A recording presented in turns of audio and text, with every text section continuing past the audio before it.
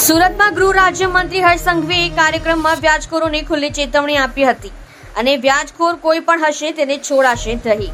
સરકારી કર્મચારી હશે તો પણ શોધીને કાર્યવાહી કરાશે તેમ કહ્યું હતું. તો વ્યાજખોરોના ભોગ બનેલાઓને તેમના નાણાં અને મિલકત પરત કરાઈ હતી. સુરત સહિત રાજ્યભરમાં વ્યાજખોરોનો આતંક જોવા મળી રહ્યો છે તો ગુજરાત પોલીસ દ્વારા હાલ ખાસ ડ્રાઈવ કરી વ્યાજખોરો સામે પગલાં લેવાઈ રહ્યા છે. ત્યારે ગૃહ રાજ્યમંત્રી હર્ષ સંઘવીએ વ્યાજખોરોને લઈ મોટું નિવેદન આપ્યું હતું. વ્યાજખોરોના પરિપ્રેક્ષમાં નિવેદન આપતા ખુલ્લી ચેતવણી આપી હતી અને કહ્યું હતું કે સરકારી કર્મચારી, પોલીસ કર્મચારી કે પાલિકાના અધિકારીઓ અને સભ્યો જો કોઈ વ્યાજખોરીનો ધંધો કરતા હોય તો તેવા લોકોને પણ શોધી કાર્યવાહી કરી કાયદાનું ભાન કરાવશે તેમ કહ્યું હતું. તો કાર્યક્રમમાં વ્યાજખોરોના ભોગ બનેલા 23 પરિવારોને તેઓની મૂળ મિલકત અને નાણાં પરત કરાયા હતા.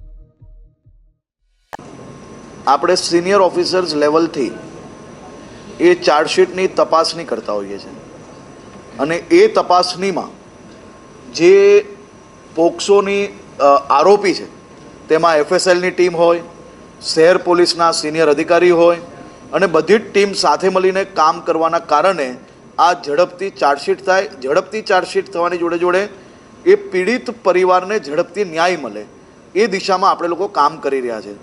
આપ સૌ લોકો ખૂબ સારી રીતે જાણો છો, છેલ્લા 2 દિવસની અંદર 6 થી વધારે પરિવારોને, 6 થી વધારે દીકરીઓને ન્યાય મળ્યો. ગાંધીધામ, રાજકોટ, અમદાવાદ, સુરત, આ અલગ અલગ પરિવારોને ન્યાય મળવાના કારણે આ પ્રકારના કિસ્સાઓમાં આ બલાત્કારીઓને એક પછી એક કડક સજા પડવાના કારણે આવનારા દિવસોમાં આ પ્રકારનું વિચારતા લોકોને દર કઈ રીતે આવી શકે તે પ્રકારની વ્યવસ્થા ન્યાયતંત્ર દ્વારા જે સહયોગ મળી રહ્યો છે તે બદલ ન્યાયતંત્રને બી ખૂબ ખૂબ આભાર.